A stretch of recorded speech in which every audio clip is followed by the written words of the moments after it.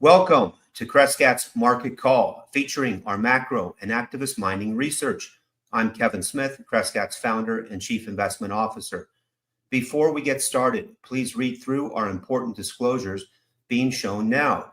These and additional disclosures regarding the risks involved in the type of investments we will be discussing, as well as the fund's performance, can be found on Crescat's YouTube channel or on our website using the QR codes on the slides. The type of investments discussed on these videos can carry significant risks, including risk of loss. The videos are intended to be general discussions of macro investment themes, the mining industry, and news with respect to the companies in our activist metals portfolio, and are not intended to be investment advice or an offer of investment advice or services. Crescat's managed funds only accept accredited investors, and the discussion in these videos has been prepared with that level of audience sophistication in mind. Any forward-looking statements may or may not come to fruition. If you enjoy our videos, please click on the like button and make sure you are subscribed to our YouTube channel to get notified of upcoming episodes. You can also follow Crescat Capital on X for ongoing macro research and important news updates on our activist metals positions. If you want to learn more about Crescat's investment strategies, we encourage you to reach out to our head of investor relations, Merrick Iwahashi. His contact information is on the screen now, and it can also be found on our website at crescat.net. All right, welcome everybody. You've got myself and Tavi here live today. We've got Quinton pre-recorded a segment last night, and so here we go. It's nice that things have gotten a little more exciting in the markets, and what we have seen over the past 2 weeks is 4 Hindenburg omen signals. Now, what's a Hindenburg omen? Let's go on to the next. Hindenburg omen is as a signal, a technical signal in the market when it's triggered in clusters. It's preceded some of the major market crashes that we've had going back to 1985, including 1987. And there was a pre-Black Monday cluster where the Dow fell 22%, right ahead of the dot-com bust. There was a cluster of signals before March of 2000, and in the pre-financial crisis in 2008, there was a cluster in 2007, and so on, including some more recent ones in 2018 and 2020 ahead of the COVID crash. And so what exactly is a Hindenburg omen? Well, it's a combination of basically 3 different technical signals. And the first is that the market is hitting new all-time highs, or is extended relative to its 50-day moving average. Let's put it that way. And at the same time, you're seeing a divergence in terms of the breadth of the market. So the breadth of the overall market is negative and going down at the same time as the market overall is strong and going up. So deteriorating breadth, that's something we've been talking about here over the past couple of sessions. And then the third major thing is that you have a combination of both new highs and new lows going on at the same time. So there's already above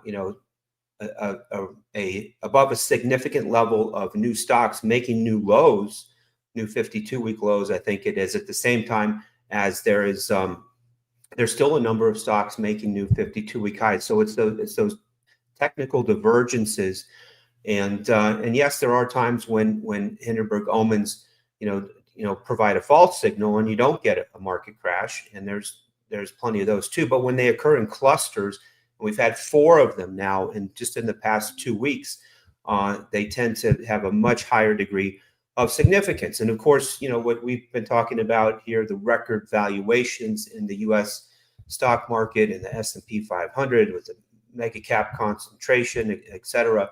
When you have these coinciding, coincident other fundamental indicators, and we'll talk about a few more of them here, it just is even more of a setup for a potential, major market correction or even a crash. And so, it's not just about valuation. We have a lot of technical signals going on here too that concerns us about the risk, the downside risk in the overall U.S. stock market today. Let's go on to the next.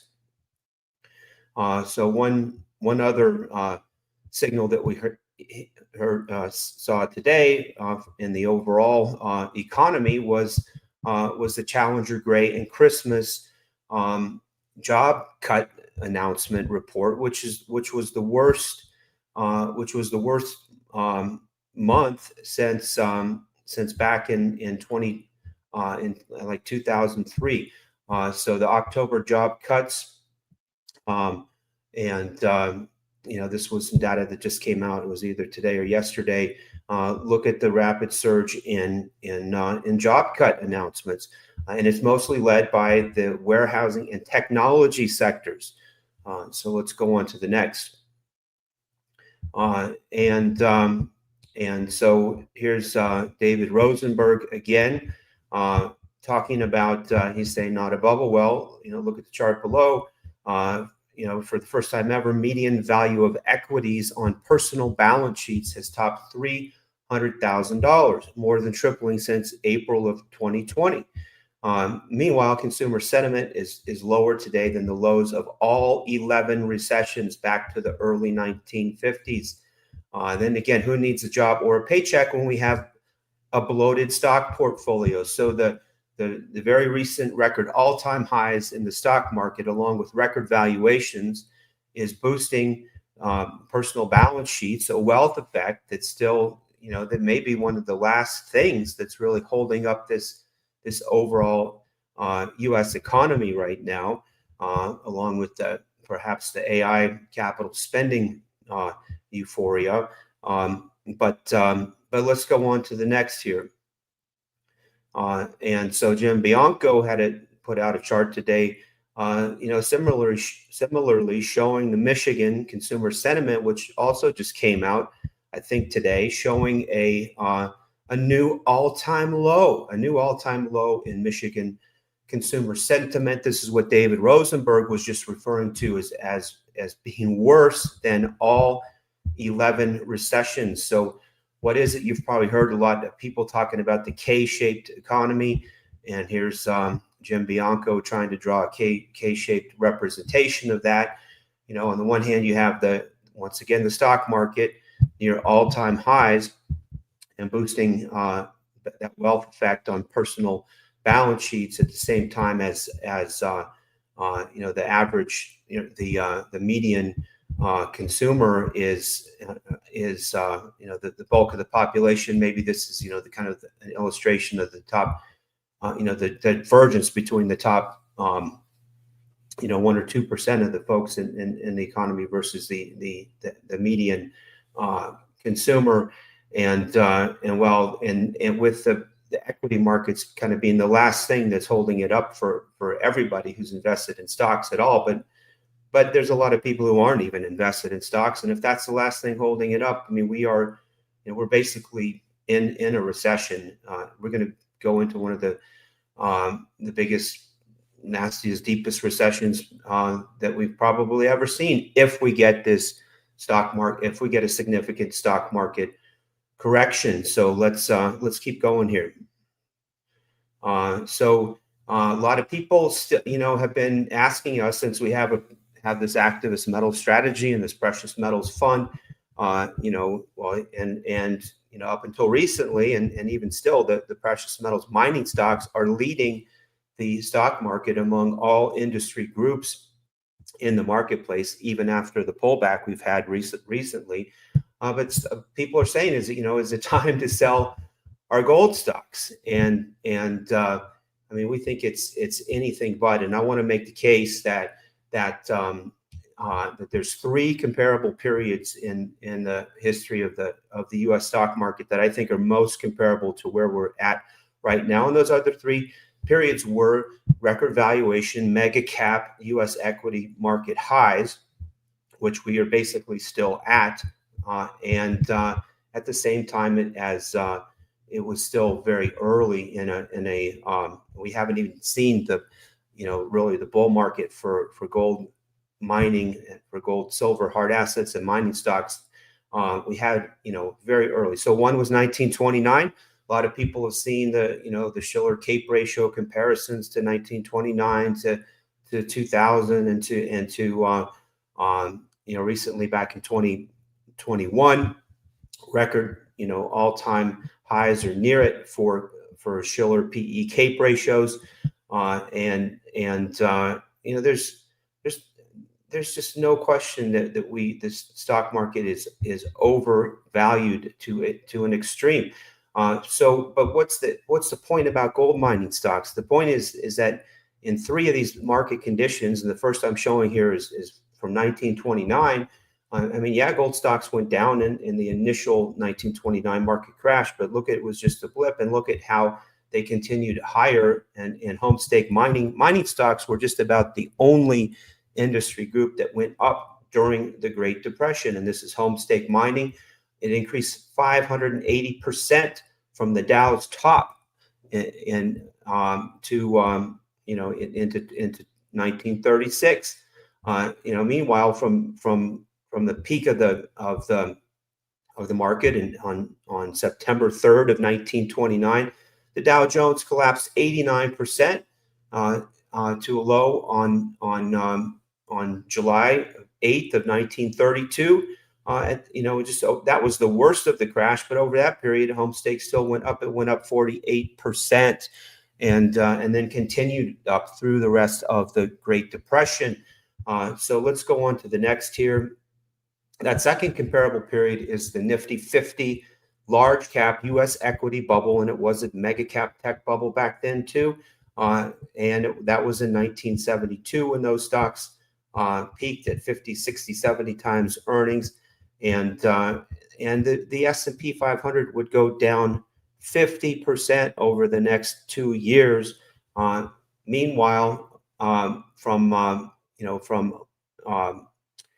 November 1972, November 17th to August 16th of 1974, the Barron's Gold Mining Index rose 376%.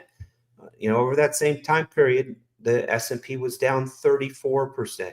So yes, when we get that initial correction, can gold stocks go down? Well, and yes, it can, like it did in 1929. But look here in 73, no.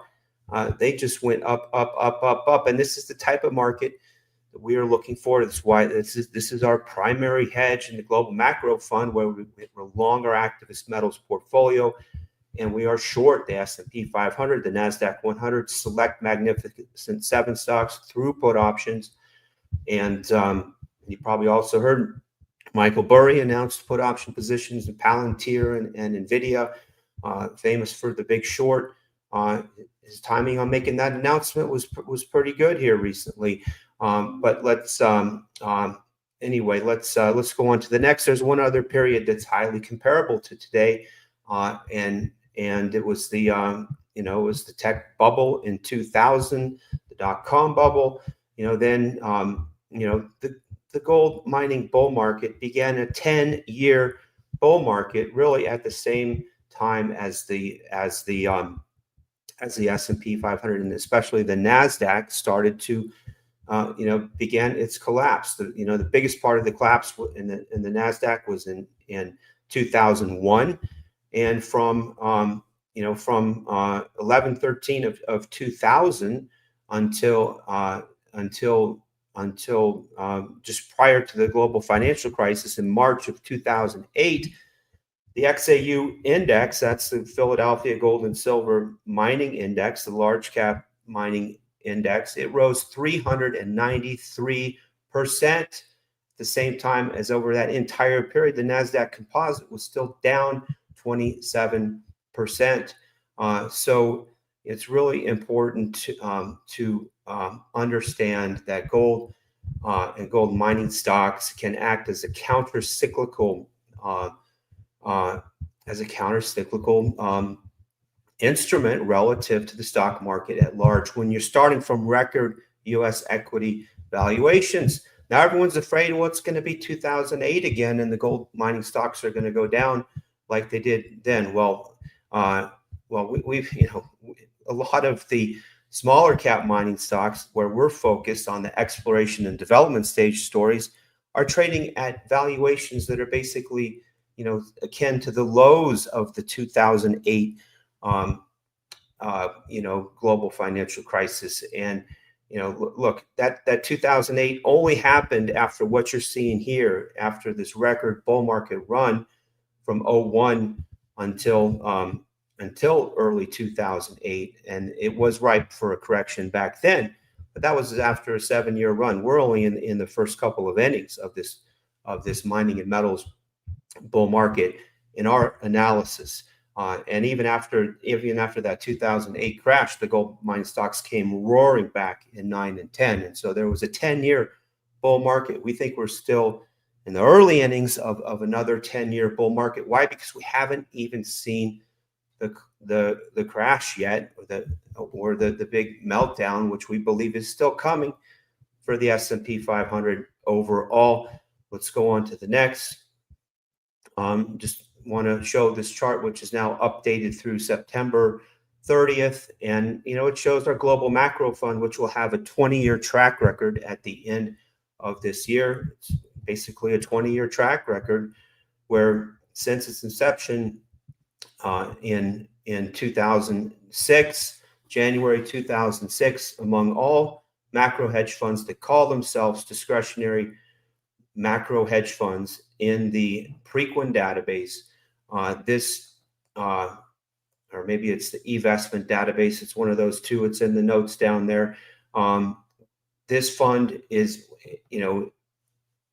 this fund has not only the best absolute return over that 20-year period, but it also has the best downside capture ratio. What does the downside capture ratio mean? It means on average, when the stock market goes down, that a negative downside capture ratio means on average historically that our fund has gone up. It's like our fund is up today and the market's down today. The global macro fund, that is, and our long short fund. So we are proving that we can still maintain this negative downside capture when you need it. So what is the time to sell? It's time to sell the S&P 500. What's the downside capture ratio of the S&P 500? Well, it's 100%. When the S&P 500 goes down, 100 goes down by 10 or 20 or 30%.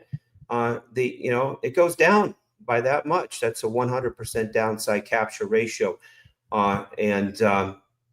So, we'd ask people to consider, if you're concerned about the market risk and you're looking for counter-cyclical exposure on the long side, as well as exposure that can make money when the market goes down, we're asking you to consider our global macro and our long short hedge funds.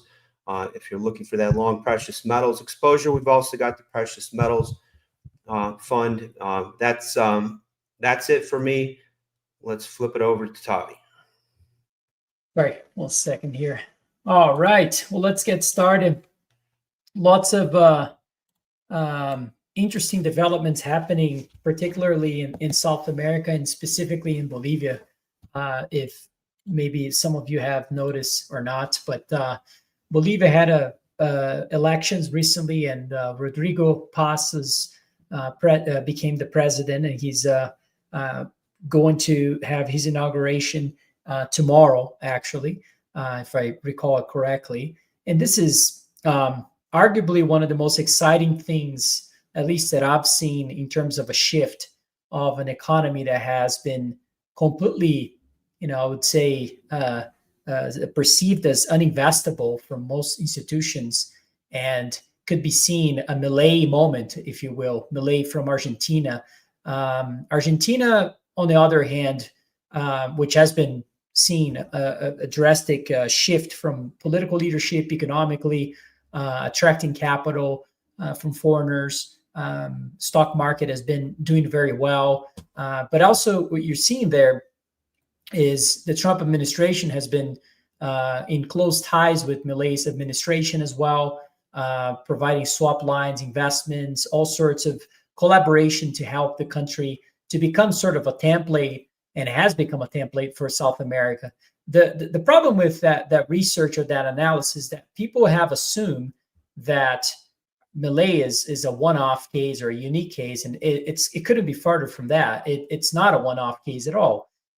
We saw El Salvador actually even earlier than Milei have a shift with Bukele, and now we're seeing Bolivia, which had a runoff elections of between two parties that were more one was more center business oriented, which was Rodrigo Paz party, and the second president candidate at that time was more of a right wing individual. And right now what we're seeing is potentially a shift in the libertarian movement inside of Bolivia that we haven't seen since Rodrigo's death in the 80s. So decades of capital that has been has completely neglected Bolivia in a long time. We can speak for this personally, given the fact that when our presence in Bolivia and San Cristobal's investment and speaking with institutions at the time and their reluctance just a few years ago of investing in the country. And by the way, some of that for the right reasons too. And we've seen a lot of negative stories in Bolivia over the years. But this is an incredibly exciting change. I think, we thought we did, a very, I would say, prudent move by investing very early in the cycle that we believe to be in for precious metals. If you recall when we invested in this, with silver was trading in the teens I think it was maybe sub $14 an ounce or so, and so that was one part of it, and then of course the assets, the quality as well was another aspect that we certainly had a strong view. But even in my wildest dreams, I never thought that what would actually be one of the most important drivers of that whole region would be, the fact that we're seeing a shift in politics. And remember, this is one of the countries. Just some stats. I mean, this is a $50 billion economy. There's about the amount of land that Bolivia has is actually larger than Venezuela, and slightly larger. With the same amount of GDP. And of course, we know that the politics in Venezuela, don't have to highlight that aspect. But what we are about to see is one of the most unexplored regions in the world, about to see some big or potentially a transformation in that aspect, which I think is going to be very relevant.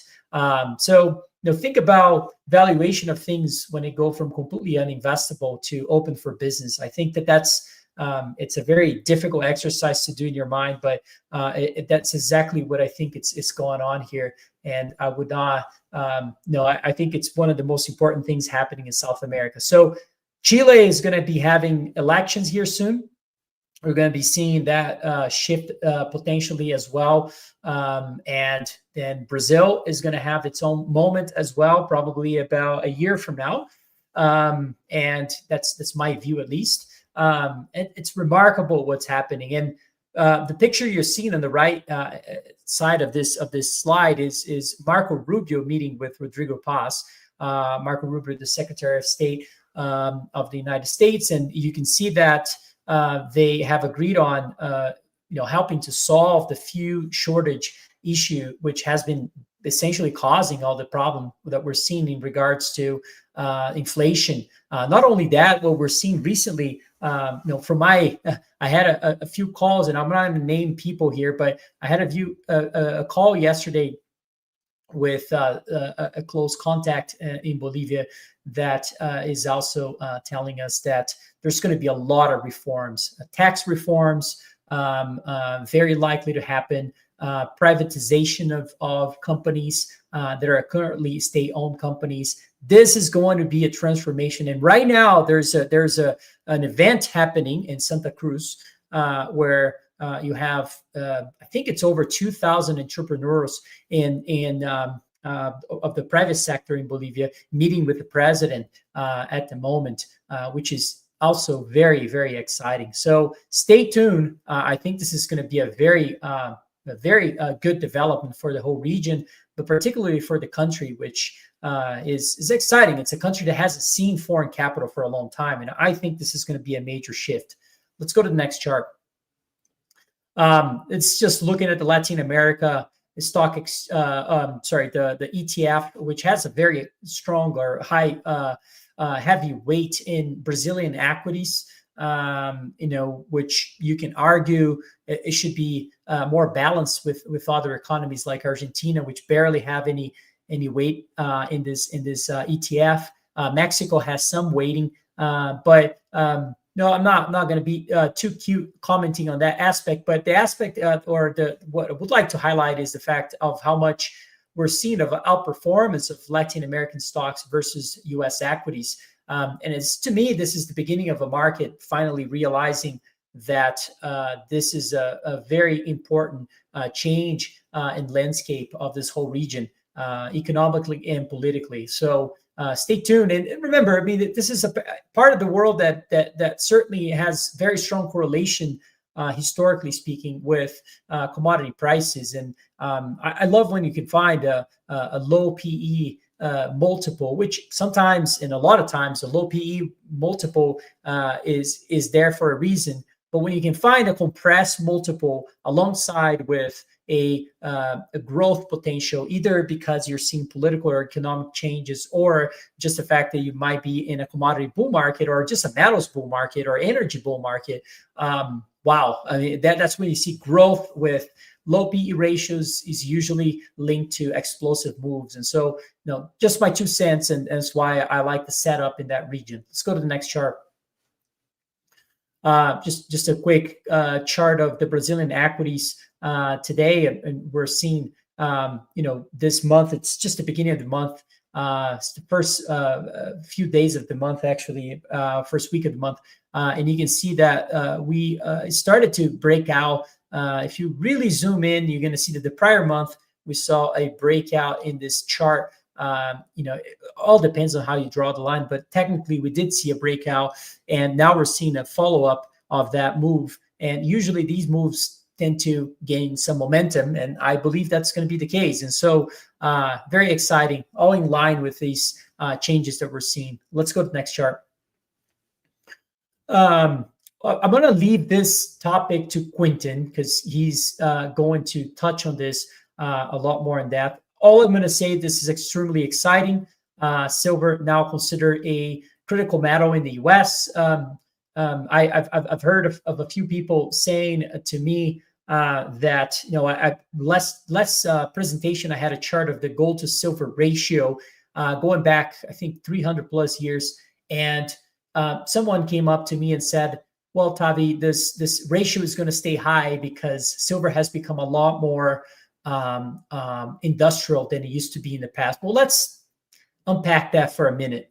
Isn't that actually an extra factor to be excited about, that ratio falling? The fact that silver has become has had a very strong industrial demand only adds to the demand factor of the metal. And my view is that if gold was trading at $500 an ounce, which all of us know it's not, it would certainly be considered an industrial metal as well. All of us would like to be using gold. It's the most useful metal in the world, but it's lack of supply, and it gets a wrong interpretation as a metal itself by a lot of people that tend to say that it's a complete it's a pat rock, or it's not useful, and it couldn't be further from the truth as well.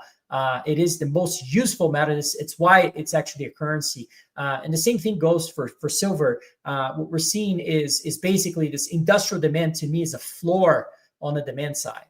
That's how I would see it.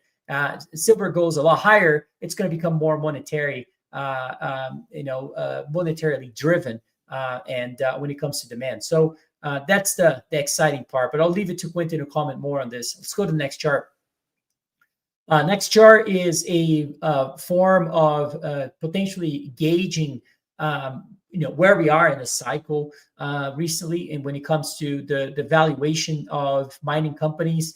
I think Kevin commented, folks that have been asking if this is the time to be selling gold stock. Well, let's look in history. Where have we been in history in prior peaks or prior times when there was a significant relevance of this overall industry, and right now we're about 4% of when you include gold and gold miners relative to the total global assets.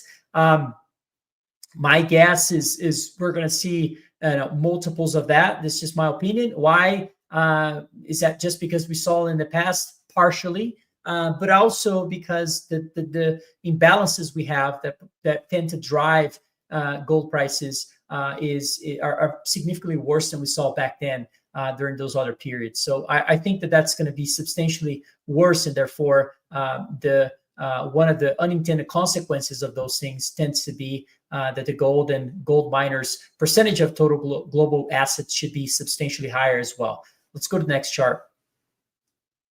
On the next chart, we're looking at the S&P 500 sector percentage weight. This is potentially a big rotation. Is still ahead of us, in my view. You're looking at the resource sectors that I'm using here are energy and materials. And then on the red line, you're looking at infotech. Infotech back in the early 2000s peaked at about 34%.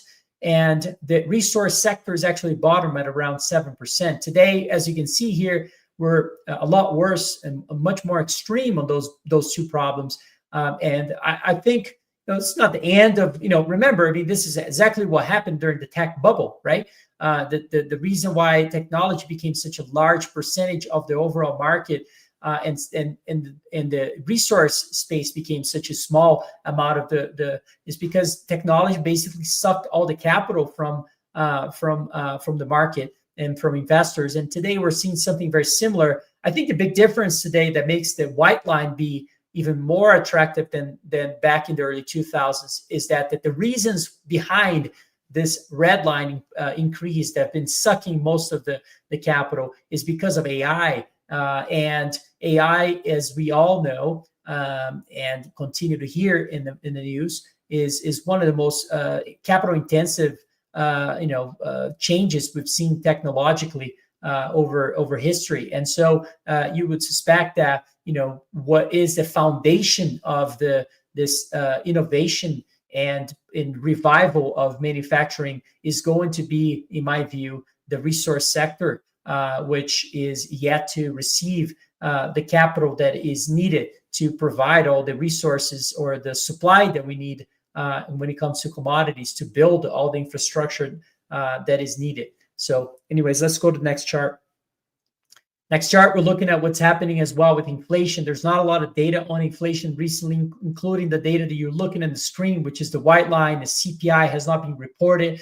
And given the government shutdown, which is now the longest shutdown we've seen in history. But what is important here is the red line is a great gauge when it comes to especially a leading indicator for consumer price index, which is, again, a lot of, especially the gold guys, tend to ignore CPI. And I wouldn't I wouldn't completely ignore CPI because it is used for policy. So you want to understand at least, although it's difficult to understand, given the fact that it seems to be so suppressed relative to what's real inflation, as we all know. But nonetheless, it does seem like CPI could be reaccelerating here in the next few months, which would put, and if I have a gun to my head, actually on macro issues that could really cause things to derail when it comes to declining equity markets, I actually think it's an inflation reaccelerating situation where puts Trump administration in a very difficult position to justify the rate cuts that we're seeing.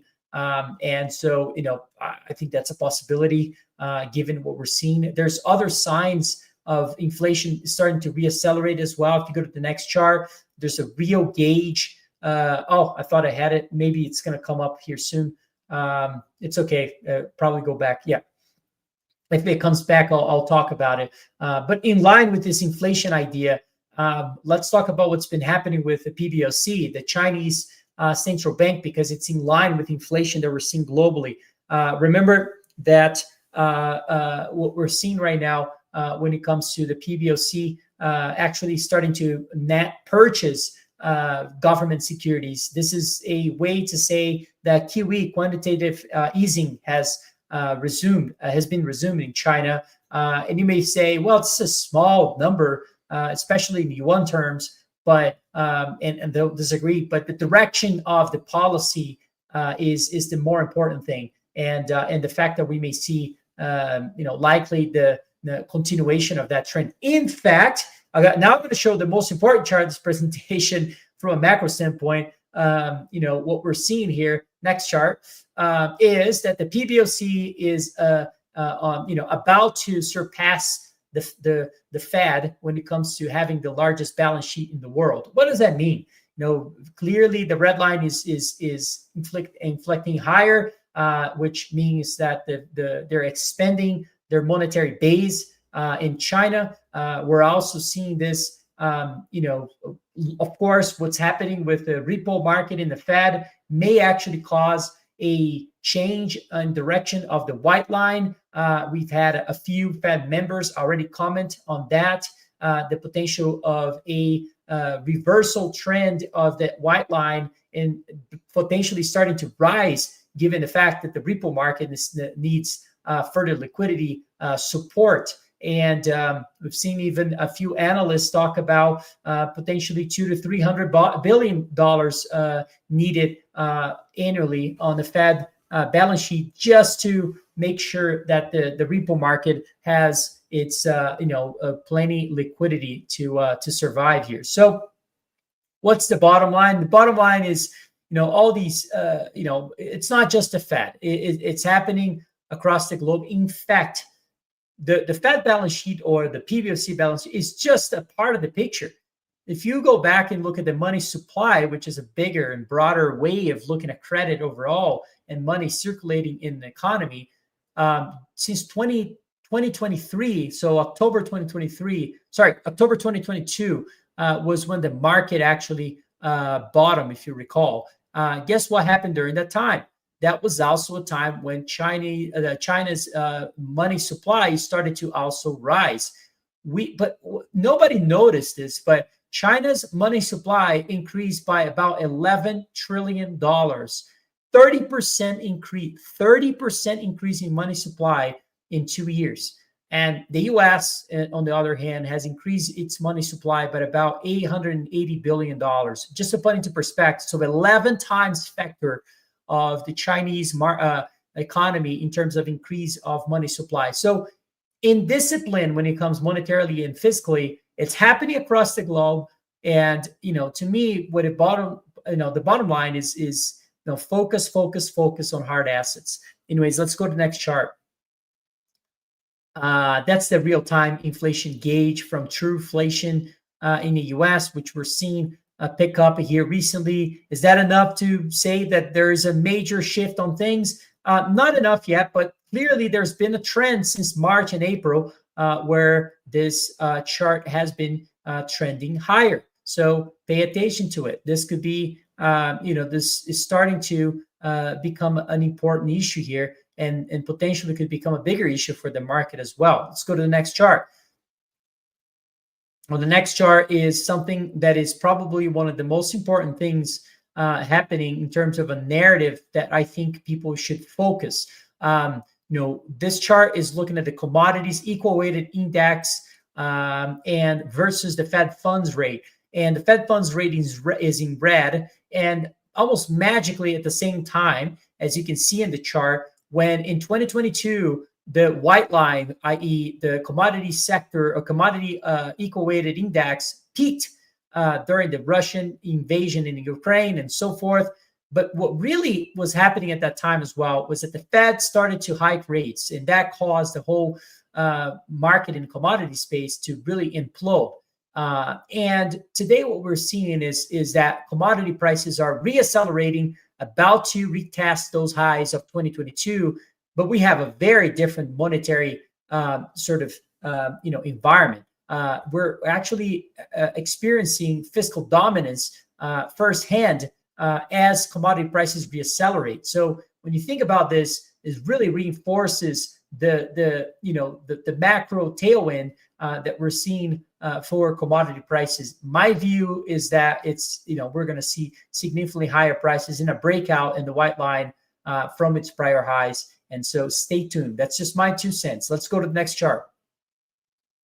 And what's remarkable about what's happening as well is that when you look at the WIRP, which is a function on Bloomberg that looks at the probability of investors, probability that investors think that where Fed funds rate will be, depending on the time frame you want to look at. If you looked at the focus, I should have put a line there, but if you focus on October 2027, what you find is that we're still at, they expect that, or in other words, 2 years from now, the Fed expects that, investors expect that the Fed funds rate would be above 3%.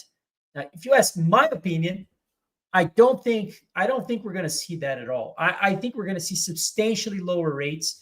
This is for those in the macro world, that's a big call actually. Because what I'm saying is something that is very mispriced in a very liquid instrument, as you can see here. So potentially one of the most liquid instruments in the world. And so I think this is going to come down to the U.S. normalizing the global standards when it comes to interest payments to GDP. Right now, we're surging the interest payments to GDP. I don't have to school anybody on that, but it's about 4 to 5% when the rest of the world is sitting on about 1 or 2% on the same metric. So we're going to go back to 1, 2%. We got to take interest rates back to 1% or less. Maybe we'll go back to a 0% interest rate world. But the most important thing is inflation is reaccelerating. Commodities are reaccelerating in prices. And the Fed is being forced to cut rates in a big way. That's fiscal dominance. That's financial repression, whatever you want to call it. This is clearly not the Fed. If the Fed's mandate was what they claim it is, which is inflation, they should not be doing this. And the reason why they're not doing this is extremely meaningful for an investor, because it's clearly that they have changed their views about their inflation target, whatever that means. I mean, inflation target, we've been about 5 years now where the CPI has been above their 2% target. 5 years. And we're now going to start lowering rates when the target. So does that mean that their target is no longer 2%, is maybe 3 or 4? I don't know. This is bizarre. We know that the easiest are potentially the least painful path to grow out of the debt is really inflating our way out. And so this is probably what's happening. Let's go to the next chart.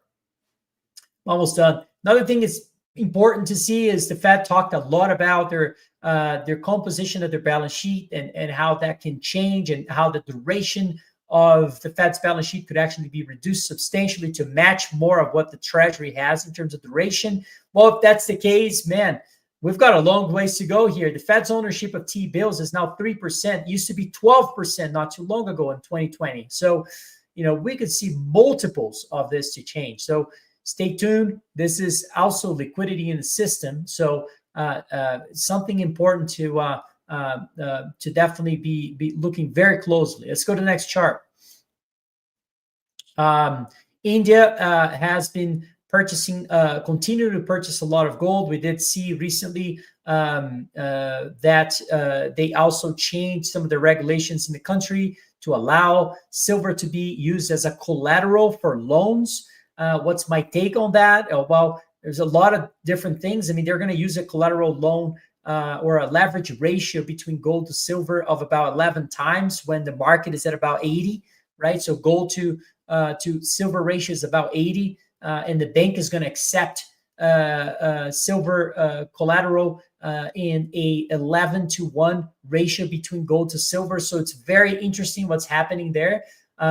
India has a lot of incentives for silver prices to be higher. They face a lot of issues with inequality, and most of the people in their population that own silver are actually the lower classes. And so for them to unleash more capital in the system, one of the ways is allowing that part of the population to to really use that capital or those jewelries in silver to consume more. And that's precisely what's likely to happen. I saw calculations of about up to $500 billion that could unleash of capital every year on spending. So it's not a small amount. So it's clearly something very significant and in line with we know that India as a society is very attuned to the idea of owning hard assets, particularly at a time when inflation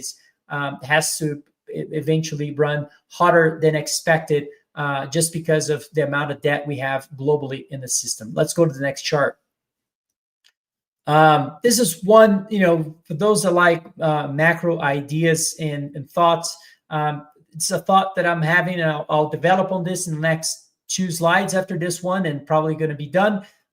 Basically, we're looking at the U.S. 10-year yield at white line, and the other red line is looking at cyclical stocks versus the S&P 500, which we're seeing, as we said, about the breadth issue and all these issues happening in the equity markets in the U.S. that could, still drive markets a lot lower. What is interesting as well is that there's a strong correlation when cyclical stocks are going up relative to the S&P 500. You expect the 10-year yield to be rising, and we're seeing that correlation or that link between these two things change, which means that potentially it is suggesting that at least in my view, that the 10-year yield needs to fall off further because the cyclicality of the market is weakening substantially. And so, stay tuned here. I do think the 10-year yields are going to fall substantially from this current levels. That's also a strong view. Let's go to the next chart. And why is that? Something no one is reporting. No one is the fact that the UK has purchased a very significant amount of treasuries recently, the largest amount in 15 years, $160 billion worth of treasuries. I do think this is your Mar-a-Lago Accord happening right in front of our eyes. And potentially these economies are looking for ways to, and I don't know what the agreement really is. I'm not going to pretend I know what it is. And I don't think anybody knows what it is unless the people that are involved with those decisions. But I do think there's something happening that is basically in exchange for some sort of favor to allow US Treasuries to be purchased by these central banks and potentially also improve the situation when it comes to the 10-year yield, having more demand and lowering rates overall in the US. The whole curve in the US needs to be substantially lower given how much debt the country has. Let's go to the next chart. Another country that has been doing this is Spain. Spain's ownership of US Treasuries increased the most ever in 1 month. So that's also happening in a big way. It's another way of looking at the Mar-a-Lago Accord potentially happening right in front of us. So yes, this is a big change. So if you think about what's happening in the 10-year yield side, I do think we're going to see substantially lower long-term rates in the U.S. as well here in the near term. Let's go to the next chart. I think I'm done, but maybe there's a little more. No, I'm done. All right, let's go to Quinton's side of the presentation.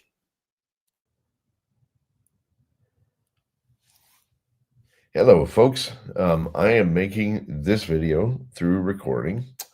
It is Friday morning, early Friday morning, over in Europe. I'm traveling once again. Can't get away from travel this year. It seems like it's almost endless. But I'm making this video through recording. So if for some reason there's any news releases that came out on Friday morning that came out after I made this, they're not in this update that I'm going to give today. But I'll be able to cover a lot of stories that have come out with news over the past 2 weeks. It's been a very interesting couple of weeks. I think one of the things that keeps catching my attention, it seems like every other day that you wake up, you see some announcement that some metal has joined the critical metals list.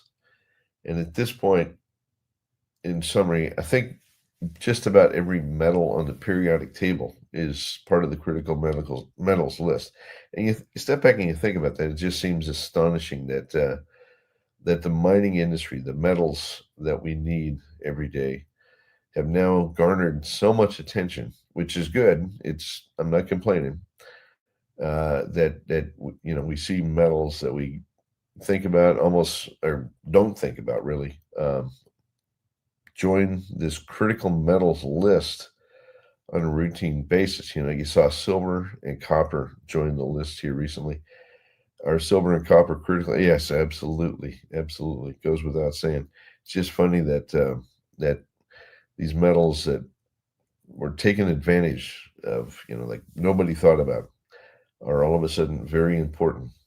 And you got to ask yourself why. I mean, it's interesting that the United States in particular sees so many of these metals on the periodic table as critical. Well, I guess what I would say in summary is that we've neglected the mining industry, and more than just the mining industry. Really, it's the mining and refining industries so much over the past several decades that we've gone from a position, say, after World War II, where we were fully capable of providing the metals that we need for our industries, to basically becoming reliant. We've exported our refining industries and even mining industries overseas, and we've become almost entirely reliant on virtually everything. And it's such a sad state to see a nation give up its integrity like this. But that's what happened. A lot of people talk about rare earths today. Rare earths happen to be the top line of the two green lines that you see down there. They're what we call the lanthanide metals, the lanthanide elements.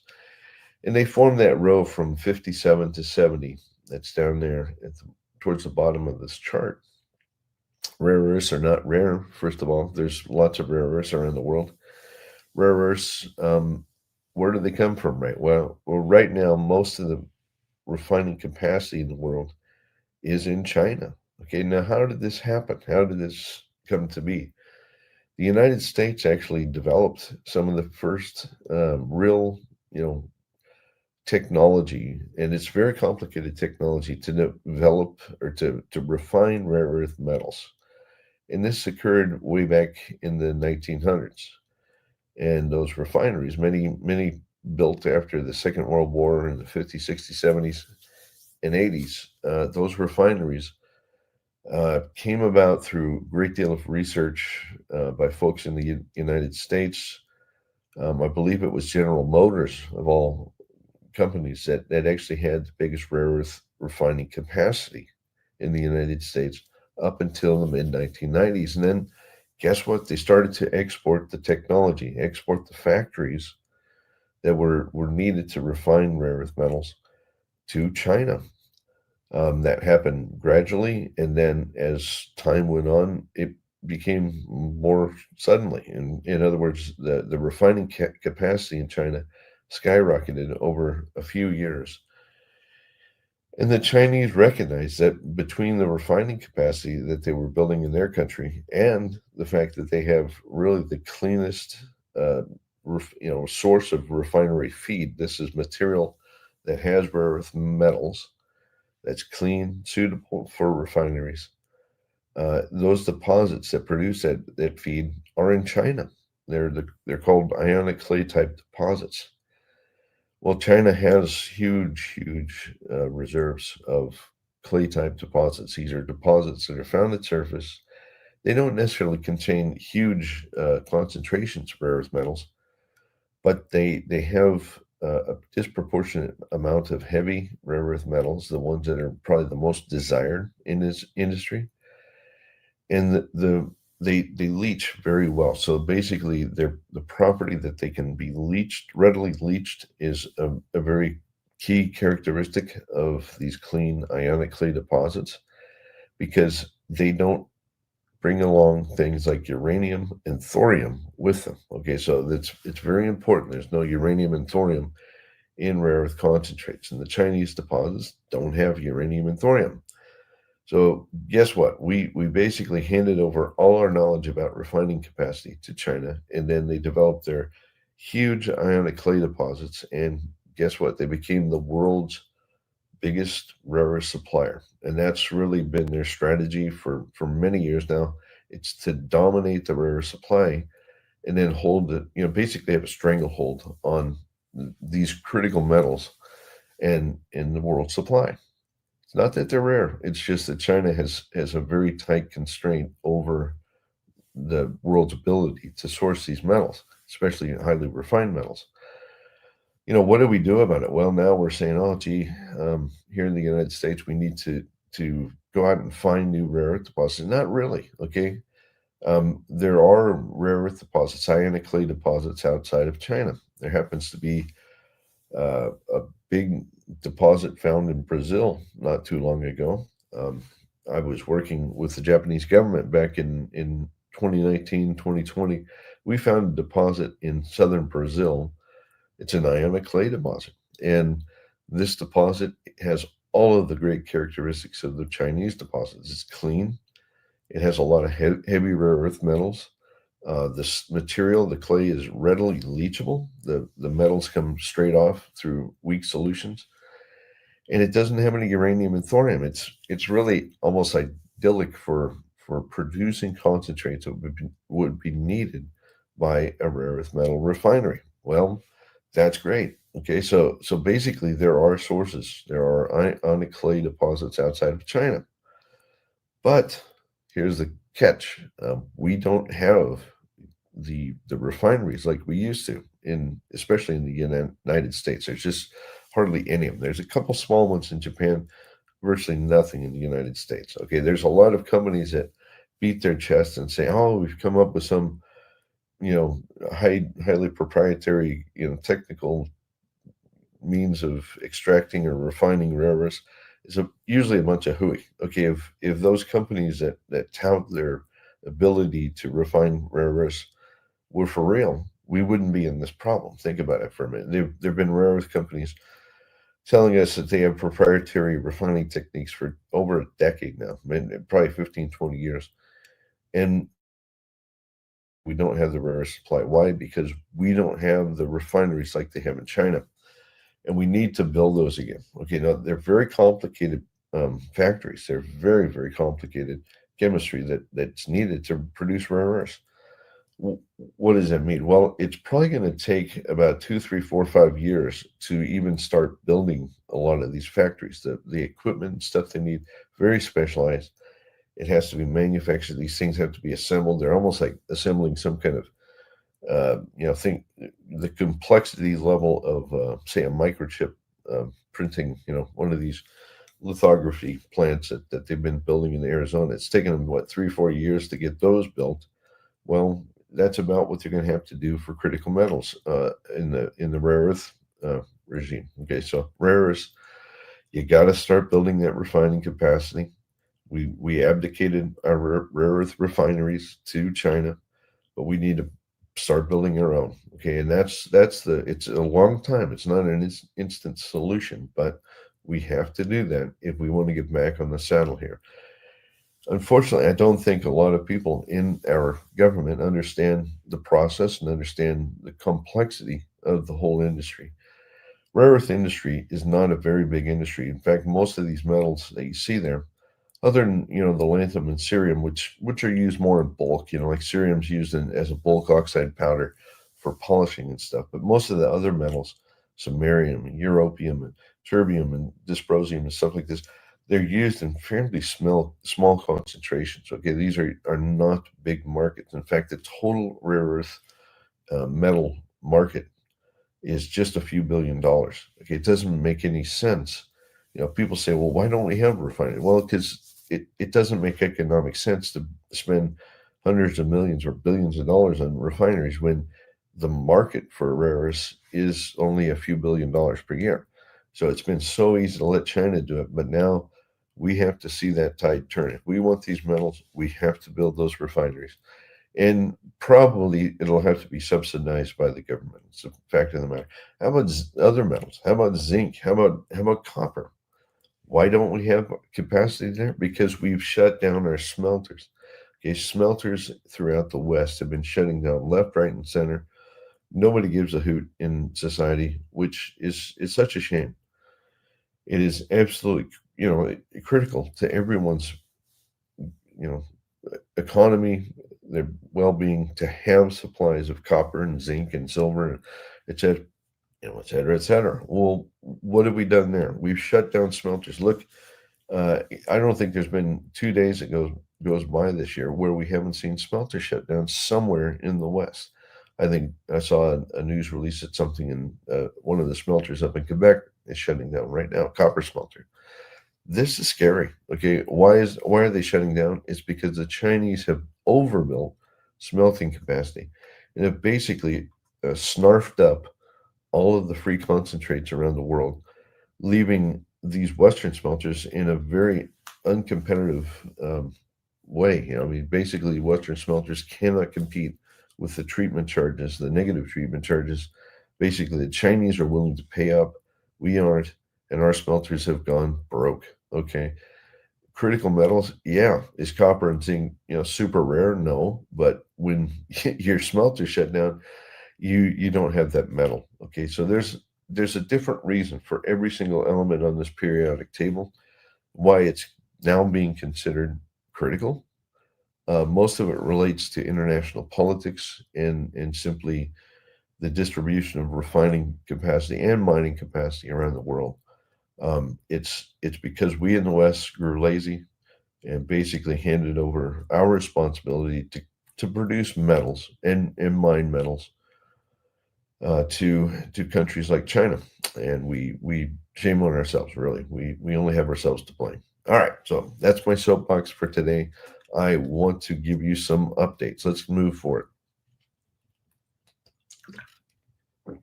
All right. Sitka, as we know, has been drilling, just prolific drilling in the Yukon this year. Just amazing discoveries. They've been drilling. Once they latch onto something, they tend to drill the bejeebers out of it, and that's good. Okay, so at this Rosgobble discovery, which is really one of multiple discoveries they have now across their RC project in the west central Yukon region, which is part of the Tombstone Belt. So this is a reduced intrusive. This discovery just keeps on churning out amazing drill holes. It's a little different than Snowline in some respects, but it's also very similar. And I think you'll see that here in a minute. All right, so today, or I should say this week, rather, they announced 7 additional drill holes. I think they still have something like maybe 55, 60 holes out in the lab, something like that. 26 drill holes completed at Rosgobble. I think there's something like 56 across the entire property, but there's 26 additional holes, or 26 holes were completed at Rosgobble in 2025. And these results that we're seeing here came from that. I want to talk in detail about these. This is a reduced intrusive environment. So we see long intervals, tens, hundreds of meters of gram plus numbers. It's not exceptionally high grade, but very great metallurgy in these systems, as we know, and they make fantastic mines. All right, go to the next slide. In this image shows you the footprint that they drilled out at Rosgobble. This is the 26 holes that were mentioned in the highlights. And they're slowly, but they're getting their assay results back now. Labs are backed up. Patience is needed. Whatever, like what we saw about 3 or 4 years ago, or rather 5 or 6 years ago. I think the labs were exceedingly busy. Probably not quite that busy, but darn busy. Okay. Anyway, at Rosgobble, you can see they've drilled nearly 2 kilometer strike along this system that they've discovered. The bright colors are, of course, golden soils. The lines that you see there, those are the drill traces. So we're looking down. This is a plan view. Those are drill traces. And the little yellow stars are areas where they noted visible gold in the drill holes. And they got a number of holes back already that have assays. We're going to look at some on this section lines, A, B, C, D, E sections here just in a minute. But notice that they have many holes yet to come back. So there's a lot of holes here that have yet to return. And I think we're going to see a steady stream of news out of the company over the next few months. All right, so let's step through, starting with section A, and we're going to work from east to west as we go through this. All right, so go to the next slide. All righty. So here we are looking at section A. We're actually looking westward or northwestward-ish. And you can see this new hole. There was, there's other holes that have been assayed already. They're kind of in the lighter colors in the background there. And you can see, for example, the top hole there, number 5, I believe it is. Yes, 115 meters of 1.11 gram per ton gold. That's from surface downward. So basically the top of that hole, great results. Now we have 166, the next one down, 166 meters, 1.14 gram per ton. That's hole number 6. But notice that they have now hole 11, which is drilled further to the southwest and undercuts basically this area. Okay, so we have hole 11 that's now hit 126 meters of 0.89, a little bit lower grade, but still very significant gold for a system like this. This is easily likely economic mineralization. Now, what's a takeaway from this slide? Look, in my view, the system is open, down dip. Okay, in other words, to the left or to the lower left, this gold zone, which they've encountered in all 3 of these holes, appears to project further. That's actually pretty cool, because if you think about this in terms of an open pit, I can easily see there being a lot more rock to the left of hole 11 that could be mineralized to economic grades. And this is almost ideally situated, or suited for an open pit. If you kind of think of a V shape and you mentally put that onto this picture, you can see it's going to make a fantastic pit, relatively low strip, and it should take in a lot of tonnage. So this is a great profile, great discovery, and I think it's going to make a fantastic mine. Let's go to the next slide. We carry on looking at these sections. Now, what you got to remember, though, is that they don't have as much drilling on each section as they did on A. Okay, so in this case, B, we can see 2 gold zones here. Up at the top, there's a short one, 17 meters, 0.71 grams. But then down below, very long run of 246 meters of just under half a gram. And that includes a couple of smaller runs, 50 meters of 1 gram, 20 meters of 1.83 gram. Those are intervals, sub-intervals within that broader interval. Now, if you can imagine this area, that hole is actually drilled down dip. Okay, so that's proof right there that we do have additional gold down dip, and the gold zone would project to the upper right in this case. Okay, so if we look at this company and what they're going to do, likely do next year, is they're going to have to drill a succession of holes to the right that are above this hole to capture the same profile that they did in section A that we saw earlier. Okay, so basically there's a lot of blue sky to the right in this slide, maybe even some to the left, but this shows you right there. That's proof positive that the gold deposit continues down, let's see, 1, 2, 3, 4, about 400 meters below surface. That's enormous. Okay, we're talking about huge volume. All right, carry on. Let's go to the next slide. And here we are on the next section, CC to the northwest. Here, again, we've kind of shifted over and we're catching the gold zone where you see it expressed in the top of these 2 holes, right? Doesn't mean that it doesn't persist to the left in this case, but in this particular area, this is what they drilled. This was their interpretation. When they drilled the holes, they said, hey, let's test this area. And they caught the upper extent of the gold zone. My hunch is it projects to the lower left. Anyway, this section has some really nice numbers here. We got 107 meters of 1.01 gram in that top hole. That's hole 14. Notice that it ends in gold. Okay, so it probably did continue further. I'm not sure why the hole didn't carry on. Maybe they lost the hole. Don't know. And then the adjoining hole, number 16, that hit 154 meters at 0.71 gram, a little bit lower grade. Inside of that, though, there is 67 meters, 1.03 grams. So we're seeing that nice, long, continuous, robust gold zone emerge. And if it dips to the left, then we should see it carry on down dip for quite some extent, just like we saw in the previous section. All right, let's go to the next slide. Now, in this particular case, this is the next section to the northwest.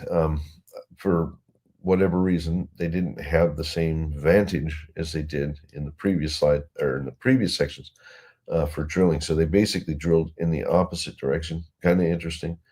But they did test this area, albeit complete different orientation, and hit gold.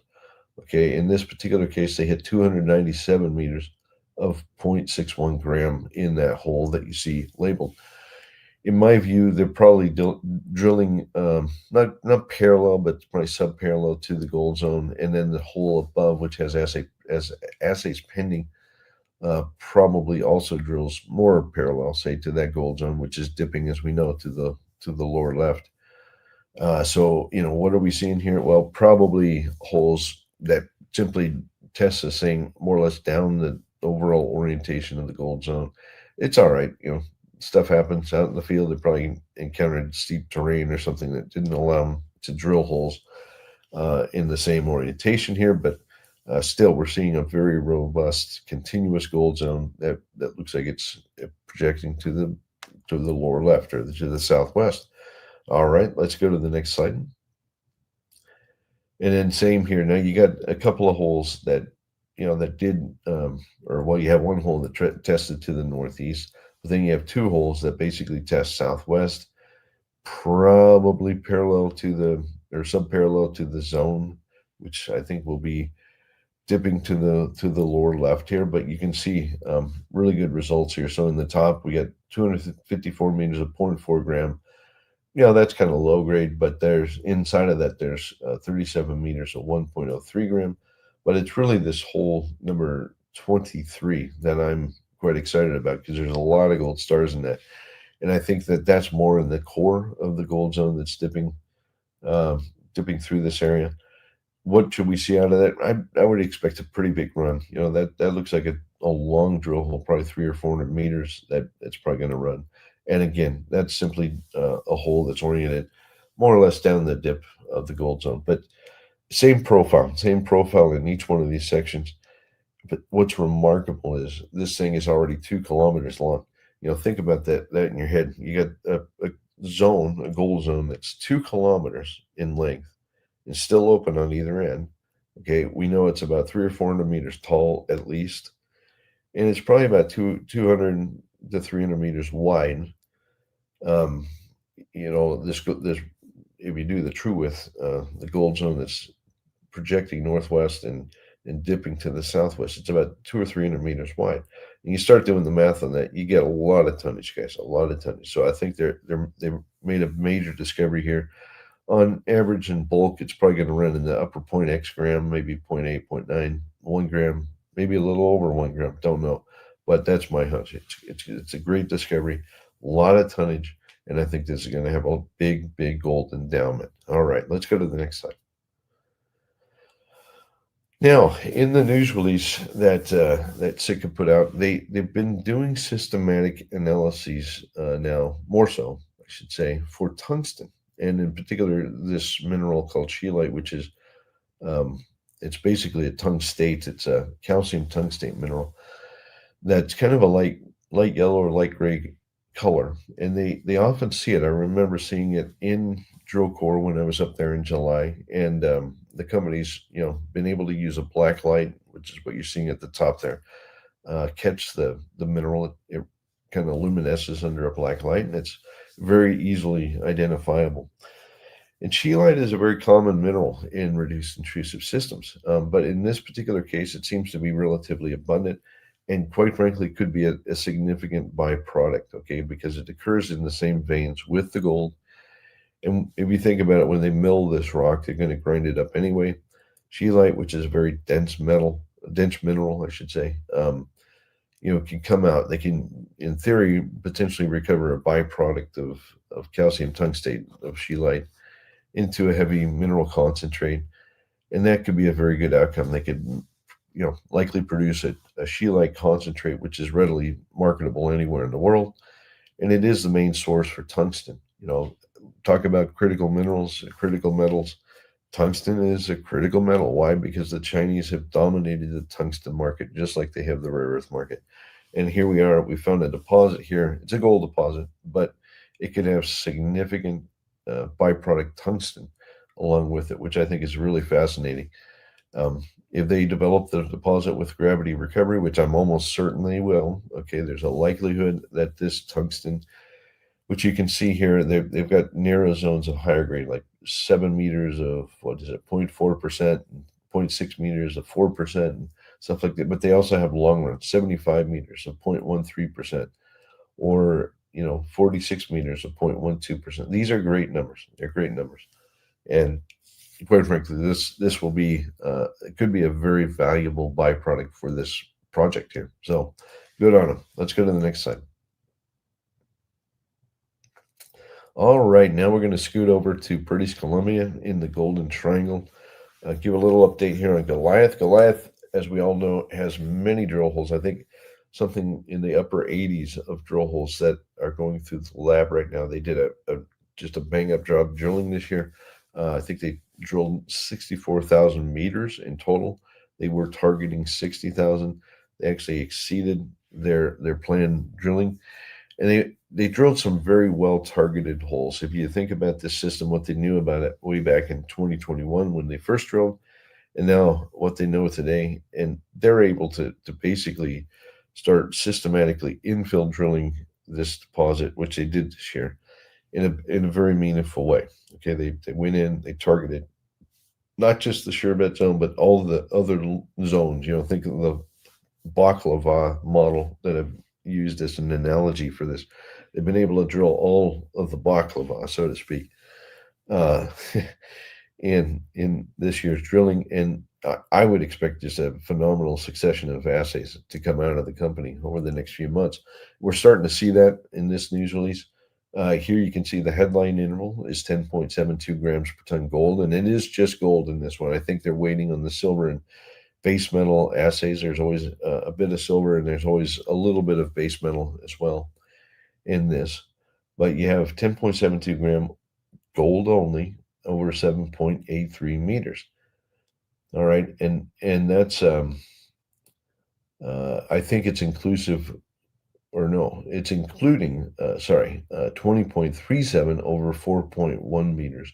So there's a higher grade core to this, which is usually typical of this system. But think about that, 7.83 meters. That's pretty darn thick. Okay, in terms of underground mining, yeah, these lodes are relatively flat, but these should be readily mineable in a modified room and pillar or something like this. The kind of thicknesses they see here are easily, amenable to bulk underground mining, which is relatively cheap. And I think this is going to make a fantastic ore body.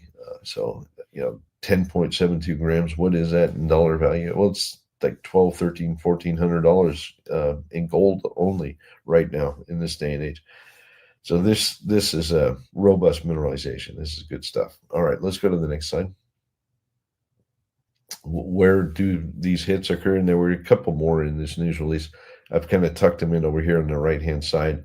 You can see 6.3 gram over 7.5 meters, 6.1 gram over 7.65 meters in those two images on the right. And over here on the left, you see a 3D image, basically we're kind of looking at the lodes in profile, and you can see they're kind of crisscrossing.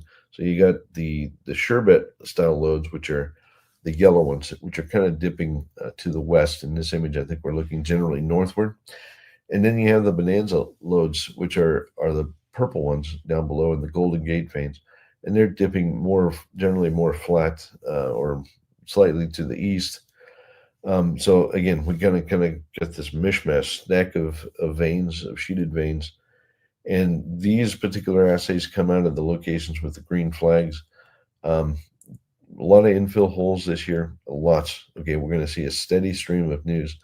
But what's astounding is that every time the company drills through this stack of veins, they hit remarkable results. So I think the outcome is ultimately very good, and I think we're going to have very high confidence in their overall model. It probably will have to be modified a little bit as they learn, minute details about exactly where these intercepts are and what kind of gold grades they have. Yes, like any gold system, you kind of refine the model as you drill more and more and more. But overall, it's taking shape. It's just a remarkable lode system that, when you look at the scale of this thing, it's absolutely huge. Vertically, it's well over 500 meters. And then even down dip there, down plunge, as the red arrows indicate, you're looking at something that's many, many hundreds of meters from surface, down plunge on the Sherbet system, and then even down further in the Bonanza zone. I mean, that's an absolutely extensive gold system. Where's the gold coming from? Probably coming from these dikes and intrusions. Don't forget about the other styles of mineralization they have here. What they're showing in this slide is simply the Sherbet or the lode style mineralization, but they have the vertical dikes, which appear to be some form of reduced intrusive, and they have likely a magmatic driver for the system down below. Okay, some kind of an intrusion. They believe they've dated it as an Eocene intrusion. It's a little bit younger intrusion than many of the gold-bearing systems in the Golden Triangle, but it is a new model that seems to be becoming very prolific in this belt. So good on the company. They're doing a great technical job, and I think we have lots more news to come. Let's go to the next slide. Okay, this week, Westward put out an update from the next 2 drill holes that they received from the first drilling ever at this Campfire target in Nevada. And Campfire is located on the Toyabe Hills project. It is near the Cortez district, which is a prolific Carlin-type district in north central Nevada. Do not forget that the entire Carlin camps that we know and love, this would be the Carlin trend itself and this Cortez area and in other parts of Nevada, have all been consolidated here recently. Not when I say recently, I guess it's 5 or 6 years ago, but Newmont and Barrick combined forces, and they have a joint venture that's operated under what's called Nevada Gold Mines that it operates the Cortez district. And this property happens to fall along what was perceived to be off trend, but within that prolific district. But now we've demonstrated, I'm telling you, this is the significance of this intercept, even though it's skinny, is very, very important because we've demonstrated significant gold, 3.1 meters, 2.5 gram per ton gold for the first time ever in this area. This is a brand new discovery. People say, oh my gosh, that's not very long. It's not very high grade. The folks who know these systems, people in northern Nevada, a lot of folks contacted us right away. They were like, oh my gosh, there is actually gold. There's lower plate. There's all the ingredients we look for a significant Carlin system in this area for the first time. And if you think about our approach, it's been to drill wide space holes. I am a director of the company. I forgot to disclose that at the beginning. But look, we put out a video. The team at Westward's done a very good job of trying to communicate the significance of this finding. We did a video a few days ago. You can see the link of it there in the middle of this slide, and you can watch it at your own time.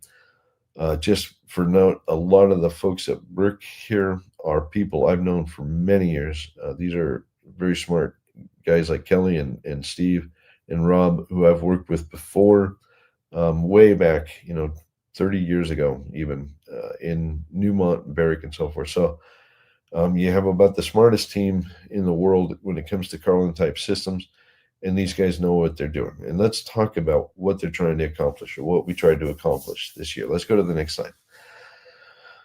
All right, so this image shows the property position over the Toyabe Hills area. There was a little mine to the west. That Toyabe Saddle Mine was operated, I don't know, several decades ago. It's probably 30, 40 years ago.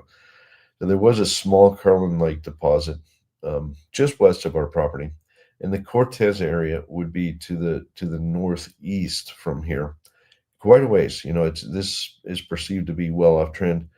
It's maybe 8 or 10 miles, up to the Cortez Hills mine, something like that, further to the northeast. But this piece of ground, as I've talked about in previous episodes of the video, this is a critical piece of ground that I think has rafted away or broken off from the main trend. And I think it hosts a sizable chunk of prospective lower plate hunting ground. Okay, now why do I say that? Well, that data that you see in the background, that very pretty colored data, is basically showing us gravity data. So it's basically showing us that there is a block of rock underneath this area that seems to have a bit higher density. Well, that's characteristic of lower plate rocks, of the carbonates that we're looking for. Okay, so there's really good geophysical data that says, hey, there's a missing block of rock here.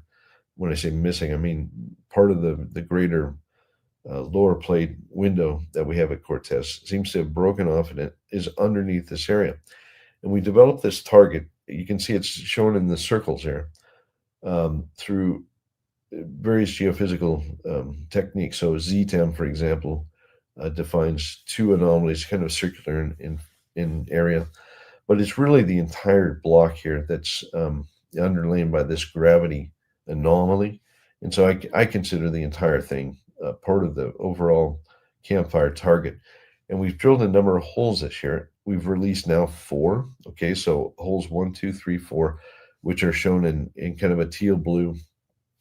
I kind of use the colors to help highlight them so they're easier to see. I think the news release had just plain X's or something. Anyway, I've put teal dots there to show the holes that have been assayed now. And then the purple holes are holes that we have yet to get assayed. So we're going to see assays come from this program that we're doing this year, or did this year. Hole 10, which is the furthest east, it's kind of in the middle of the purple dots there on the east side, on the right-hand side. That one is in progress. It's nearing completion. Look, this is where it gets interesting. In fact, it got so interesting that I went out to Nevada to see drilling when they were in the middle of around hole 4, I think it was. And you'll see by the assays why. Okay, they started to see some very interesting rock. Now, holes 1 and 2 didn't deliver much. They didn't have much. But holes 3 and 4, guess what? They have our first signs that there's a big gold system here.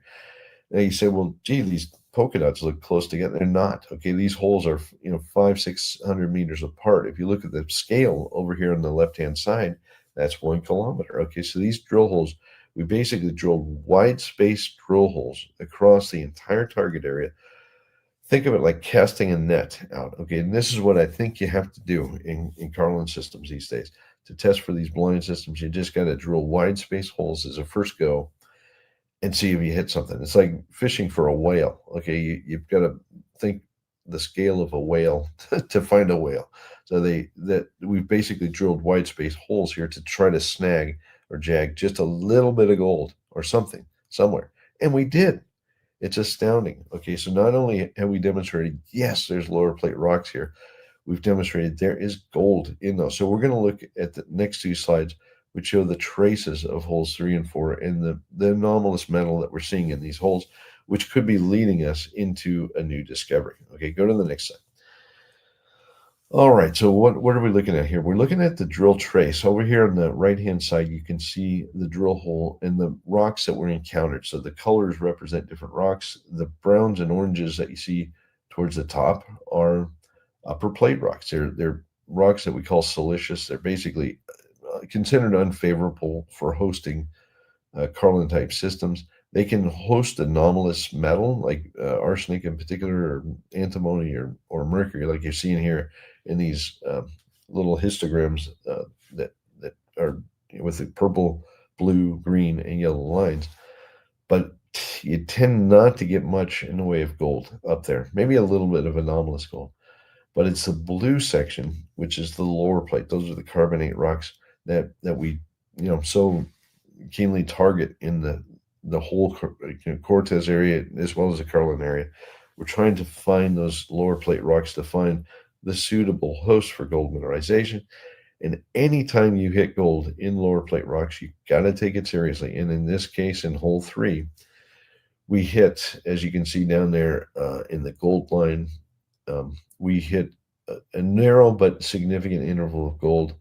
We're talking 640 ppb, maybe 695, and it's over just a few, like 10, 20 feet or something like that. Can't read the numbers, but it is significant for Nevada. This is appreciable gold. Notice it occurs coincident with arsenic, as well as an elevated zone in antimony, and mercury. And these are characteristics of Carlin systems. Okay, so this is our first whisper, if you will, of gold in this area. Really, I think this demonstrates the first evidence that we have that there is significant gold. Okay, but it gets better. Let's go to the next hole to the east from 3, which is hole number 4, and look at this chart. Now we're starting to see some grades pick up. Okay, again, upper plate, lower plate. So you can see we drilled down through the upper plate to get into those lower plate rocks. And as soon as we got into the lower plate rocks, guess what we saw?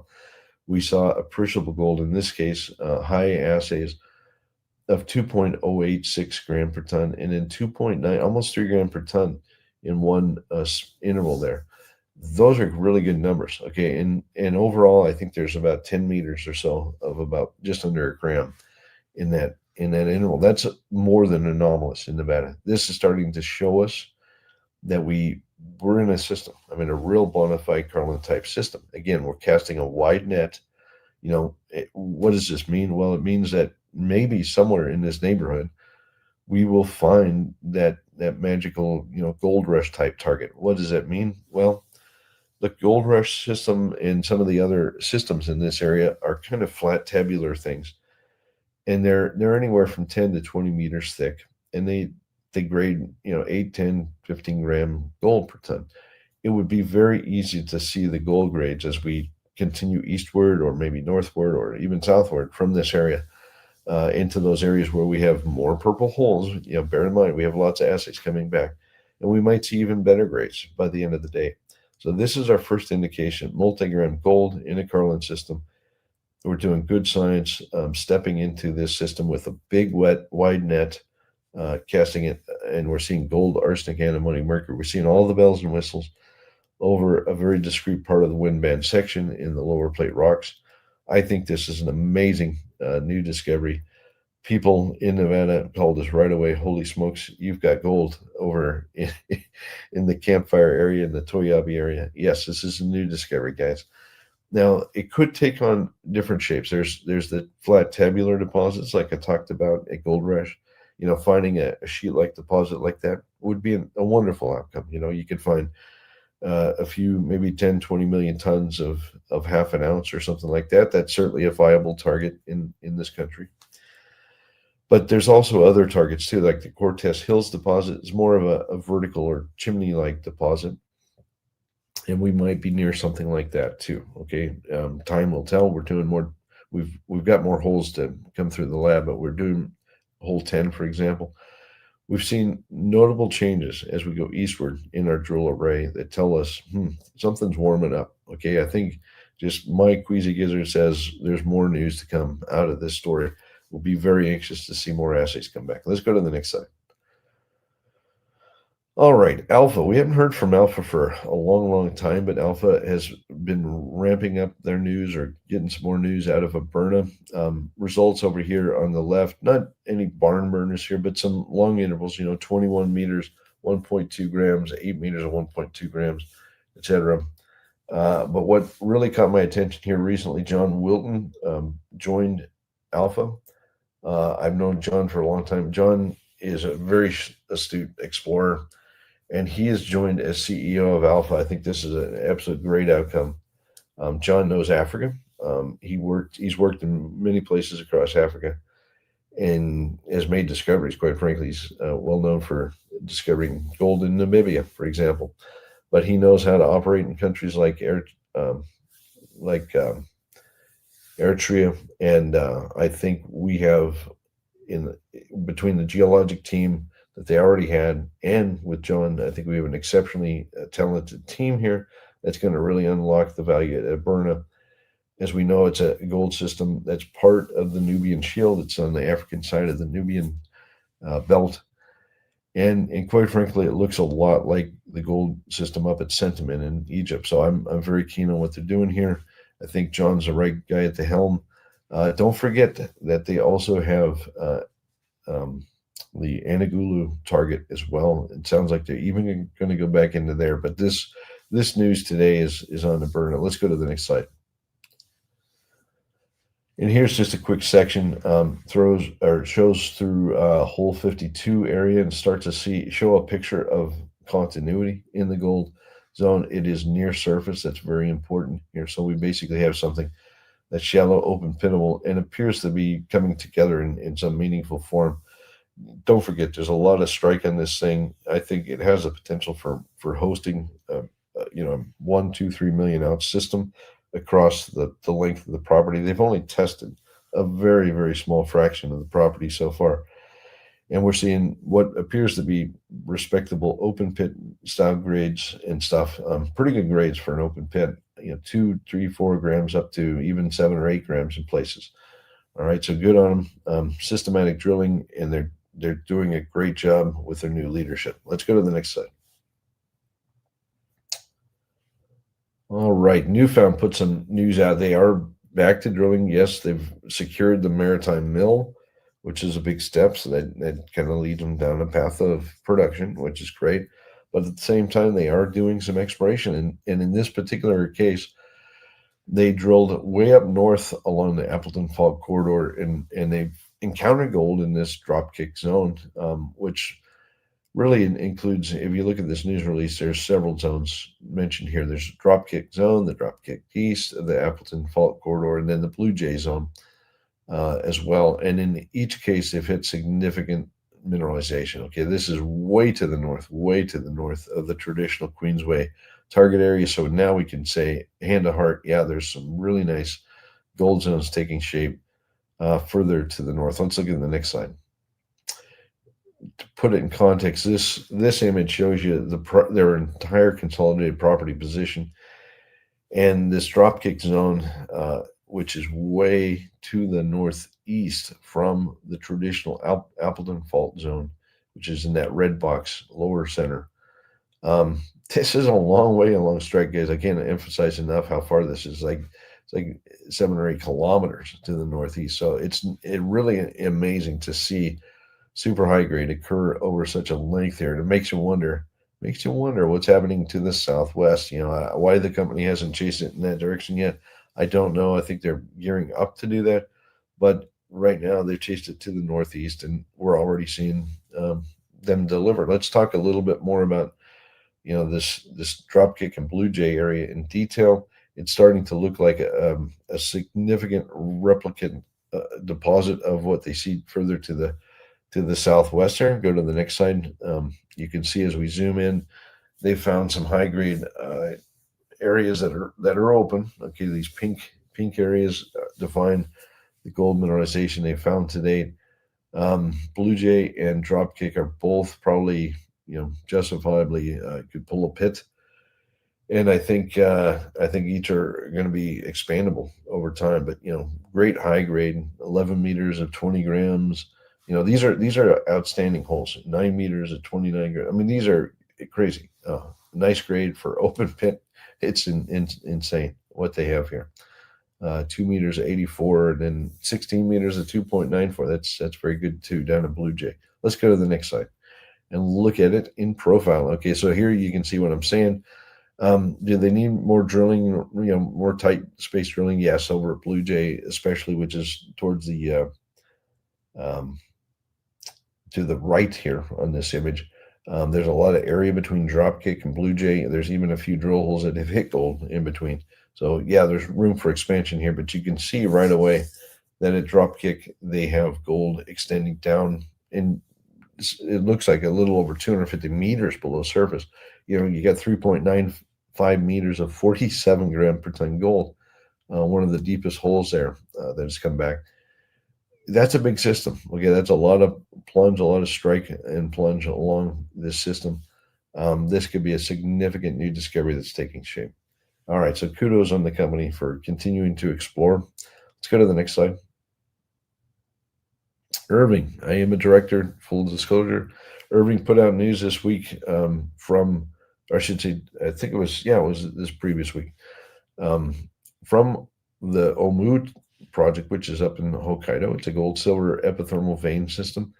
And we're working with a partner, JX Mining, which is the largest mining house in Japan. JX has been a strong supporter of pushing this project towards becoming a silica smelter flux, basically a gold, precious metal rich gold, I should say, bearing smelter flux that can be utilized by the smelting industry in Japan. Okay, so this is a little different model. We're trying to find quartz-rich rock or silica-rich rock that has gold, appreciable gold and silver in it, that can be mined and utilized as smelter flux in the Japanese smelting industry. All right, go to the next slide. And what do we have this week? Well, at the Omui area, earlier this year, we drilled some very shallow angle holes. I've never seen drilling like this in my life, but the Japanese like to do things this way. They have drill rigs that are capable of drilling relatively flat angle holes from surface. Okay, so over here on the right-hand side, you'll see in cross-section some of those low-angle holes. Over here on the left, that's simply like looking down on the plate of spaghetti from the top. So we're looking down at the drill holes and the assays that we have. But I think what tells the story is over here on the right. Okay, it's looking at the holes in profile. And you can see that even though this isn't a deep section through the area, it's really, say, a thin veneer of, 50, 60, 70 meters of mineralization. It shows that we have likely open pitable grade gold mineralization across this area.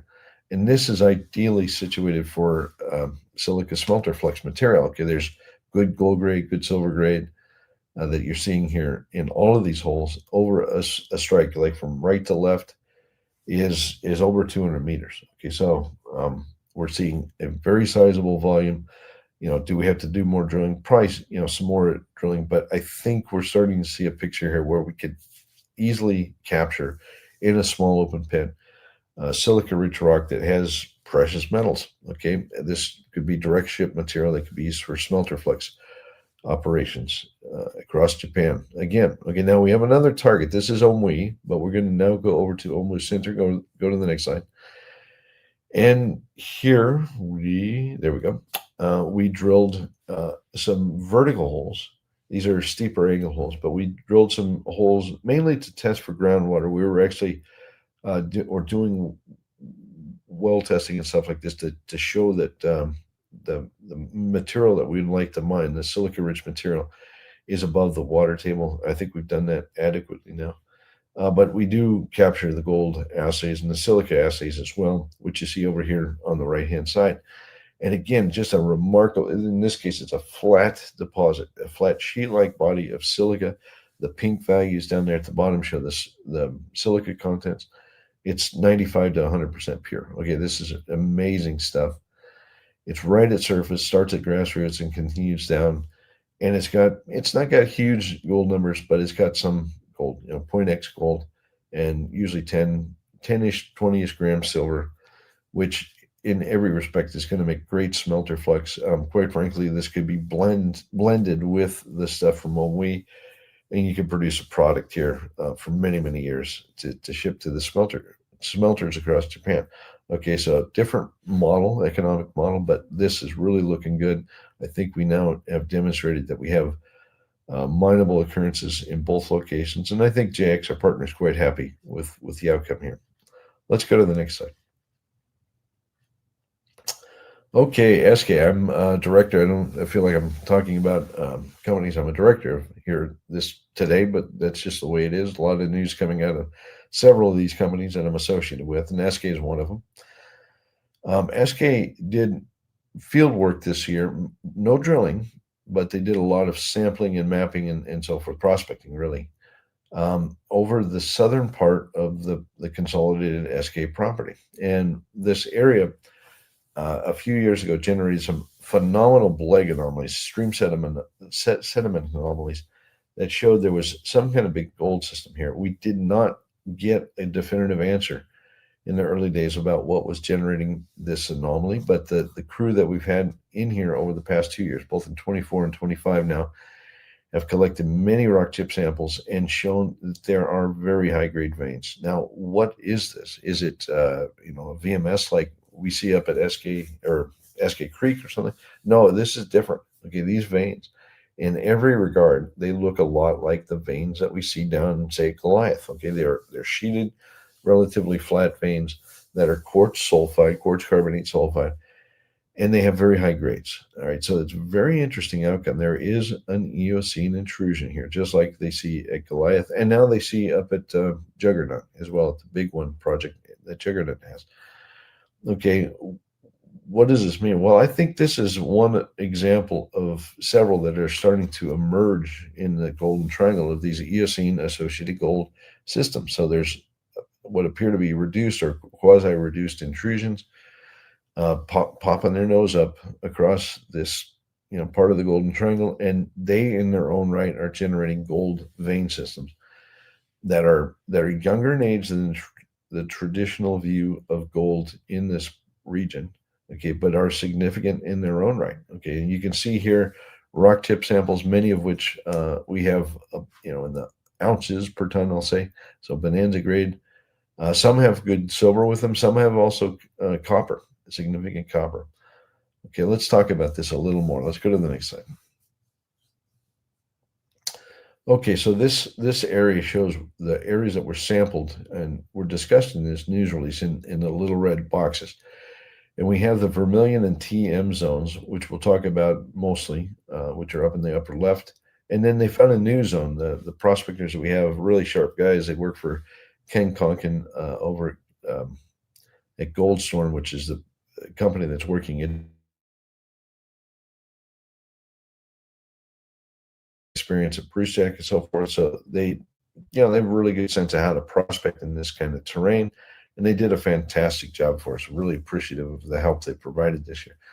You can see at Vermilion and TM, what catches my attention right away is that you have this just very intense cluster of high-grade samples that is kind of dancing around these remnant glacial fields. Now, those glacial fields are melting back like a lot of the glaciers in this region. In fact, every year that we go up there or people go up to this area, the glaciers seem to be receding in a big way. I wouldn't be surprised if in a couple of years those are completely gone. But you can see that most of the gold is tucked in and around those glacial features. Okay, so what are we dealing with? Well, a recently exhumed high-grade gold system. And yeah, there's a cluster of samples here that's just jaw-dropping in grade. I mean, just phenomenal grades. Where's the center of gravity? Don't know yet, but there's more work to be done, and I think we're starting to see some drill targets emerge. Let's go to the next slide and look at a zoom in. Okay, so the first area, which is over here on the left, is actually the TM zone, and then the Vermilion is over here on the right. I probably should have switched them around, but it is what it is. So you can see the TM zone there. We're seeing a long stretch of samples just off the east end of that glacier.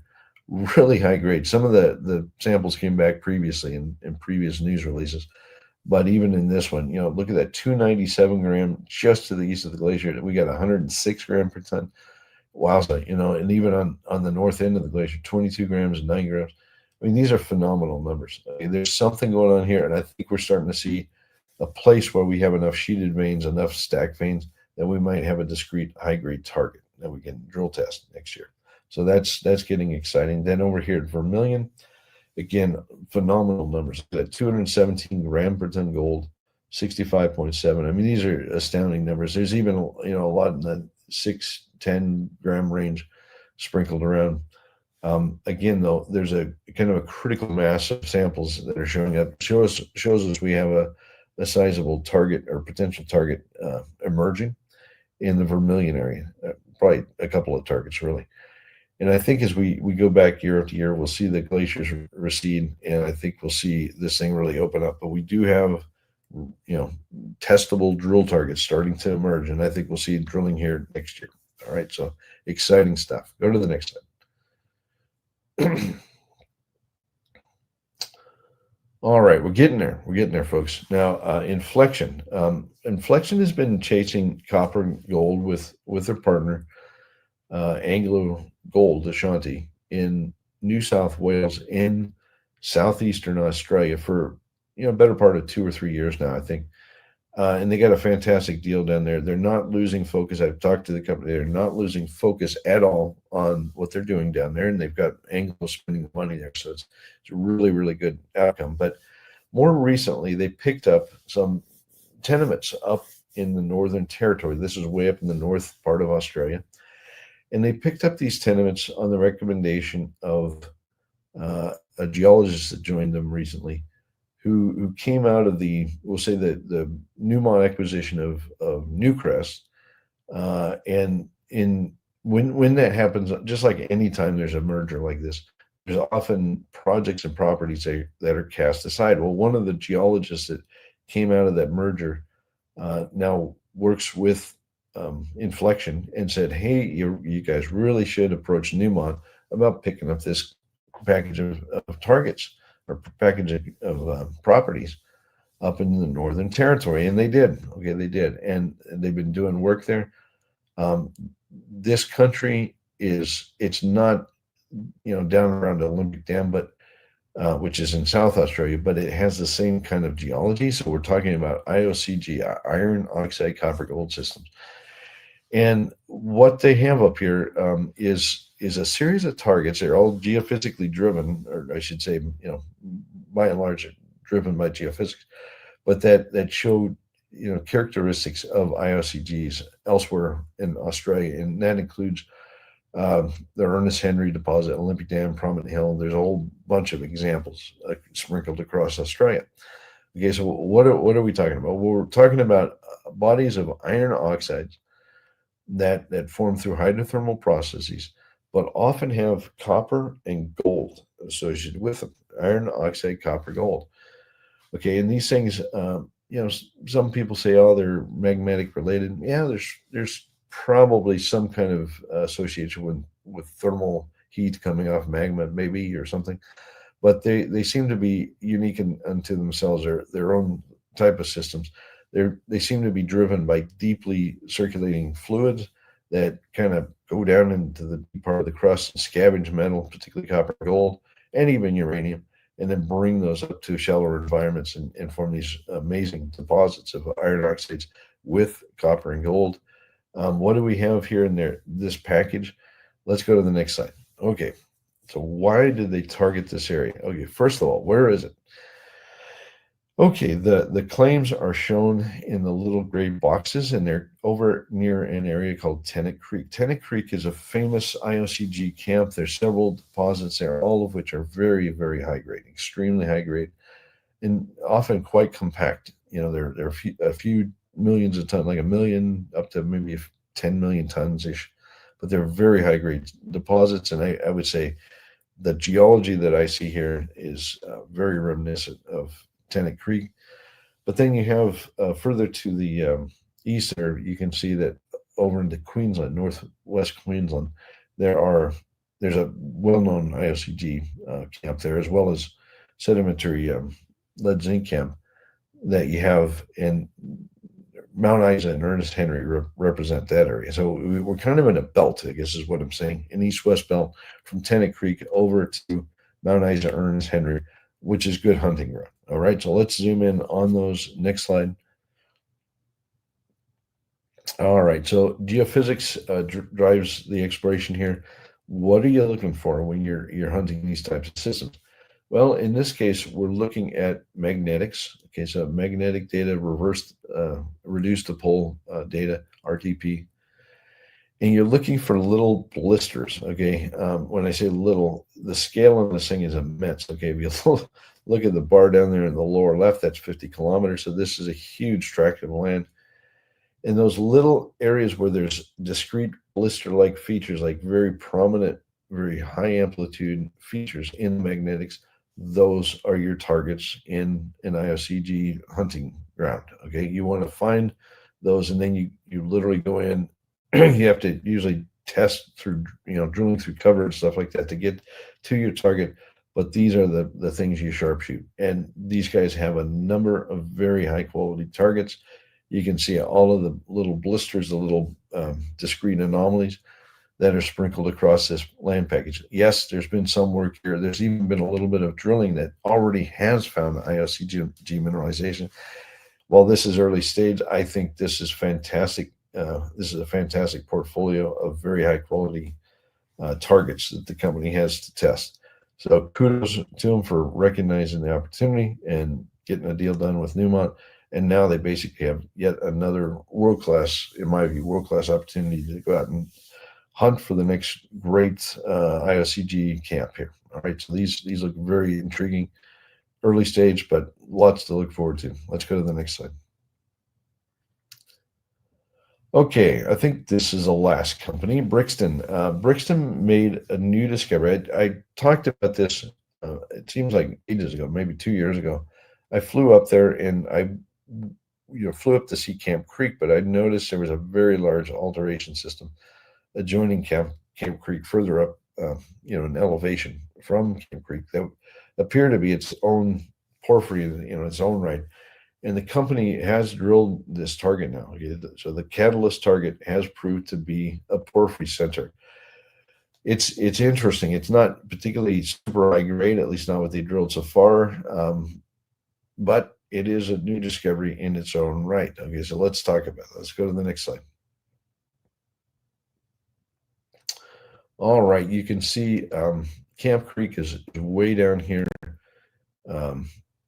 in the lower left. It's a little yellow circle. That is the known porphyry that's been drilled and pretty thoroughly at this point. I think we have a pretty good understanding of the footprint of that system.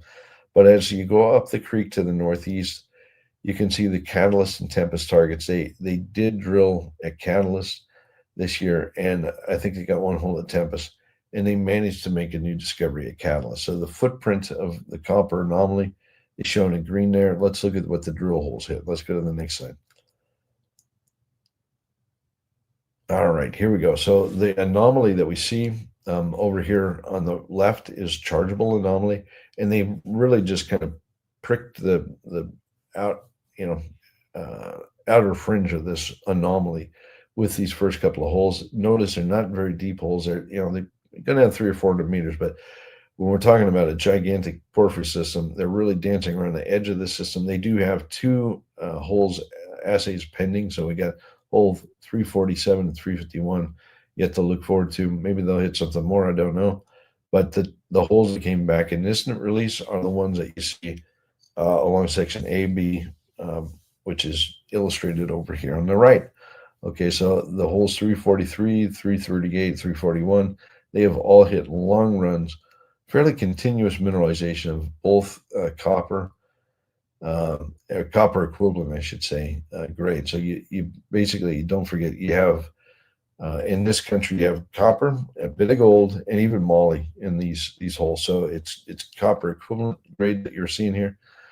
And there are some higher grade zones within these. So I don't want to dismiss the potential for higher grade mineralization here.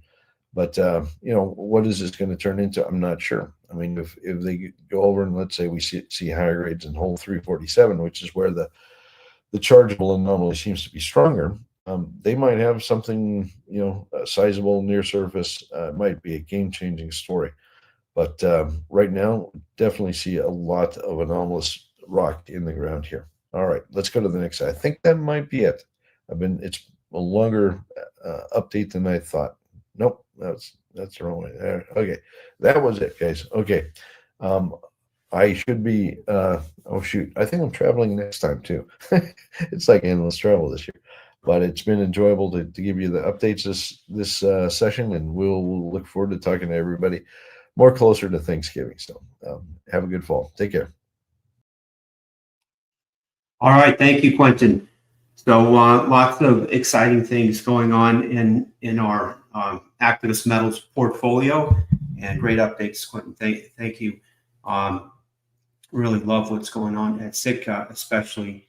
That is our third largest position in the fund, and Goliath, our second largest position across our funds and the firm. So really good to see those strong results.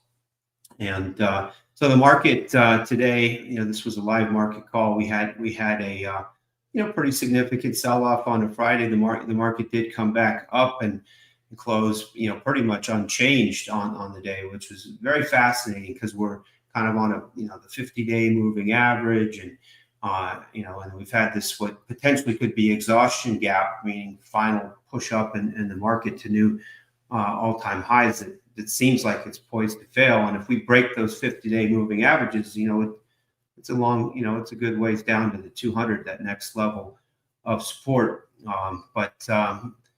Fortunately, with this black swan style put option strategy that we're playing in the global macro and long short funds, we were able to cash in on a lot of those puts when the vol exploded and the market was down this morning. And so it was nice to be able to take some of that off the table and then reload a bit. And as we came up to do a full retest, it's like a self gap fill on one day. So for all the reasons we've been talking about for the past several weeks and months now, we do think that the market is ripe for a much bigger downturn. We've seen 4 Hindenburg omens now in a couple of days, and over the next 2 months, when that happens, there's a decent probability, especially with these other indicators that we have fundamentally, that we could see a significant correction, and we're still positioned for that in the global macro and long short funds. Tavi, do you have any comments? No, this was I think was the worst week for the Nasdaq since April, I guess. So it's definitely a shaking moment for those that are overweight in tech space and others. But we're certainly seeing resilience in the metals market right now. Fascinating that now after the sell-off we saw from silver, especially, and now we're settling at that 47, 48 level, getting ready for another move, which I think it's very important. And we have the mining companies also do extremely well today, despite this volatility in the market. And oil is also making a potential comeback, which I'm a firm believer in that. So commodities overall continue to look very strong. So that's the important aspect here. But anyways, all right, if you have any questions about Crescat, you can ask Merrick. Get in touch with Merrick. The email address is on the screen. There's also a telephone number, and he would be happy to share more about Crescat. All right, thanks everybody. We'll be back in 2 weeks. Thank you.